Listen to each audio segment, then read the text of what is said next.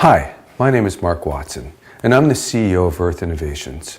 A few years ago, our family dog Grover and another dog on our street suddenly died from a lymphoma cancer that was linked to the toxins found in road salt.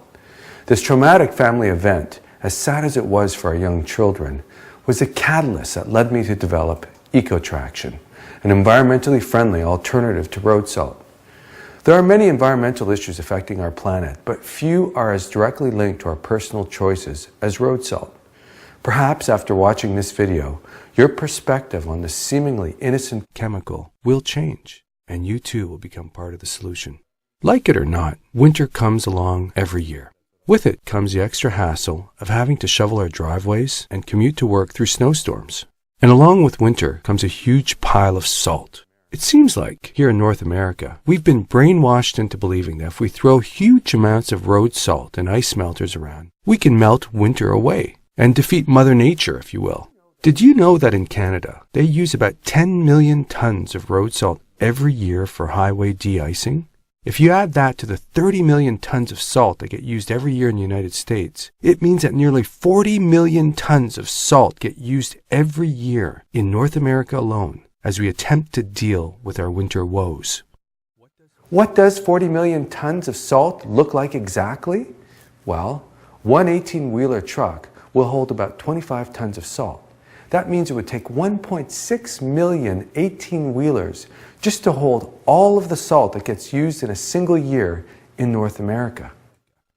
If you were to line up those salt trucks bumper to bumper, you'd have a line of salt trucks that was 86.4 million feet long.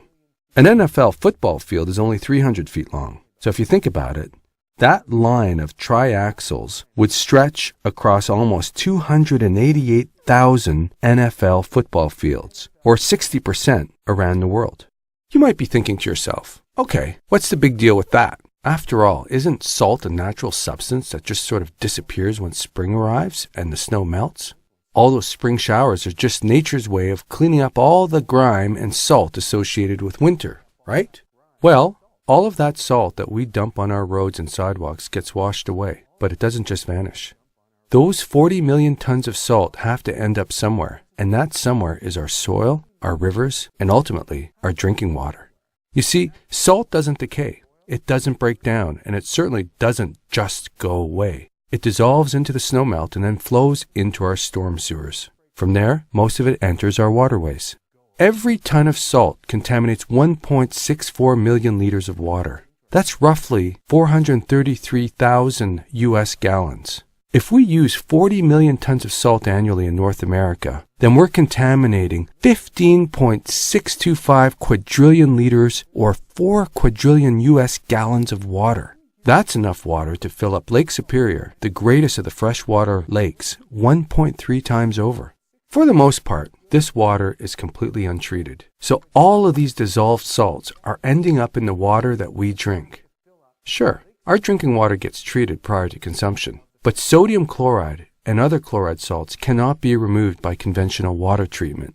According to David Suzuki, a single glass of Toronto tap water contains 10 billion chloride ions of salt. So much for keeping to a sodium-restricted diet.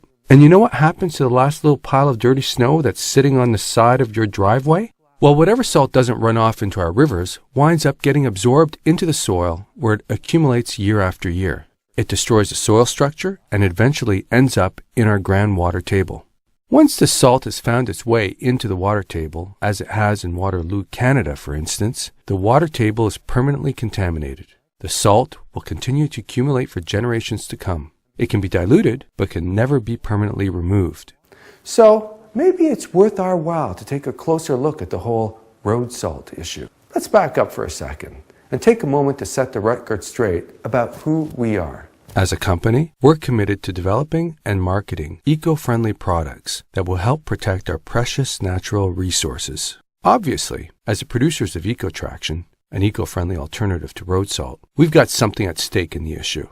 But at the end of the day, we all have something at stake in this issue, because we all inhabit this planet and none of us are immune to the effects that road salt has on our aquatic biosphere. That's our streams, our rivers, our lakes, our groundwater, and ultimately our drinking water.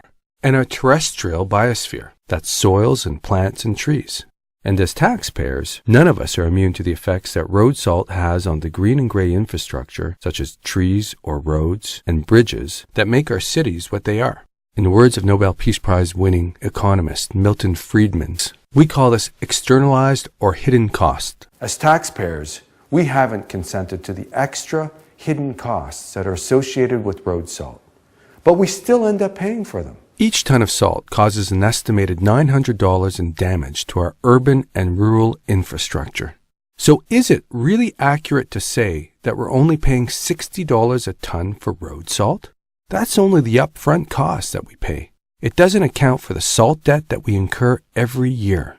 The real externalized cost of road salt is $960 a ton. Multiply this by 40 million tons, and collectively in North America, we have a $38.4 billion problem. And to make matters worse, it's a problem that repeats itself every year. One of the big myths about road salt is that it's cheap. According to the Salt Institute, the self-proclaimed foremost source of authoritative information about salt, salt is the de-icer of choice for its quick action, economical cost, and ease of use. Dozens of other de-icer products are available, but none has matched salt's cost effectiveness. Well, it's cost effective all right, because the little that we spend up front costs us so much further down the line in terms of damage to infrastructure, vehicles, clean water, fish habitat, street trees, heck, nearly everything. Somehow, I doubt that's what the Salt Institute is referring to. We're told that there really isn't any viable alternative to salt. But is this true? Look at Scandinavia. They have extremely cold climates and lots of snow, and yet, in recent years, they've virtually kicked their salt addiction to the curb. And guess what? They don't have more car accidents, they have fewer potholes, longer-lasting vehicles, and their environment is in better shape. Should we believe everything the Salt Institute is telling us? Let's take a minute to debunk the myth that salt is cheap. The most commonly used salt for de-icing purposes is rock salt or sodium chloride because it's promoted as being inexpensive. Now, road salt is not the same as purified table salt. Road salt is typically mined from million-year-old salt deposits, and these deposits naturally contain heavy metals such as lead, mercury, cadmium, and arsenic. When they pull the rock salt out of the ground, it tends to clump together, so they add ferrocyanide, which is sometimes called blue Prussian, to keep it from clumping. Table salt, on the other hand, gets purified, bleached, and iodized for human consumption.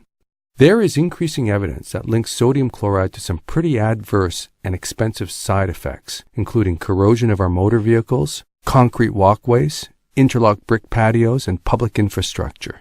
Ultimately, sodium chloride also has a negative impact on our health. The most common victims of road salt-induced corrosion, or rust, are automotive metals and rebar in bridges and parking structures. But at the end of the day, salt will eat away at everything. Approximately half of the nearly 600,000 bridges in the U.S. federal highway system have structural deficiencies or are functionally outmoded. According to U.S. Federal Highway Administration FHWA estimates, a quarter of U.S. bridge decks are badly deteriorated. According to the National Association of Corrosion Engineers, NACE, the main cause of concrete bridge deterioration is the use of road salts. The salts cause the steel reinforcing bars and other steel components supporting the bridge to corrode. Thousands of bridge decks built during the 1950s and 1960s are now contaminated with chlorides and are deteriorating. Repair and restoration of these decks, as they become deficient, will be a major expense for many years. And in some cases, the expense of deterioration is not just monetary. Are you starting to think that we've been misled about our collective salt debt and that salt isn't as inexpensive as we thought? When we look at the added costs incurred by corrosion, it becomes pretty apparent that in the long run, we pay the price for the cheap rock salt we dump on our roads, sidewalks, and parking lots. We now know that road salt is responsible for damaging our roads, bridges, cars, polluting our water. But the fact is that our health and the health of the environment is being damaged as well. Most people consume 3 times more salt than they need to, without even trying. Not surprisingly, chloride levels in our waterways have risen as a result of increased road salt usage. And this is alarming because groundwater salinity is the primary concern for long-term potable water supply. As it is, the American Environmental Protection Agency requires that all public water systems monitor sodium levels and report levels greater than 20 milligrams per liter to local health authorities, because at that level, physicians treating people on sodium-restricted diets have to advise them not to drink their own tap water. The water that we're drinking is contributing to health problems like hypertension because the salt that we're using to keep our roads clean is washing into our waterways and leaching into our groundwater. It's virtually impossible to remove 100% of the chlorides from our tap water on a municipal scale because of the high cost of advanced filtration techniques like reverse osmosis. As a result, most municipalities do the bare minimum. In 2001, Environment Canada and Health Canada released the Road Salt Assessment Report, which stated that the large quantities and concentrations of road salts entering the environment pose a significant threat to the web of life. That means it's harmful to plants, animals, birds, fish, lakes, streams, groundwater, and even our children. As a result of that report, Environment Canada and Health Canada had to declare all 4 chloride salts to be ecosystem toxic substances. Those findings automatically place chloride salts on the list of Class 2 priority substances. It's been 9 years since road salt was first added to the Canadian Priority Substance List, and it still hasn't been classified as a Class 1 substance. Why? Because the salt industry and our government transportation agencies and organizations assure us that the science behind labeling road salt as toxic is flawed. They tell us that road salts do not pose a significant threat to the health of our environment unless they're used in excessive amounts. Well, I don't know about you, but I equate the words 40 million tons with the words excessive amounts. Until road salt gets recognized by the Canadian government as a Class 1 priority substance, municipalities, road authorities, and other users will have no legal controls over their use of salt, and very little will change in Canada. And until the road salt issue gains more traction in the US, even less will change in America. The 40 million tons of road salt that we use annually can no longer be rationalized as safe. The fact is that we are poisoning our future and those of generations to come. While our governments need to make some tough decisions on this issue, so do we. And if we make the change to a safer alternative to road salts, then we can proudly say that we've got it right.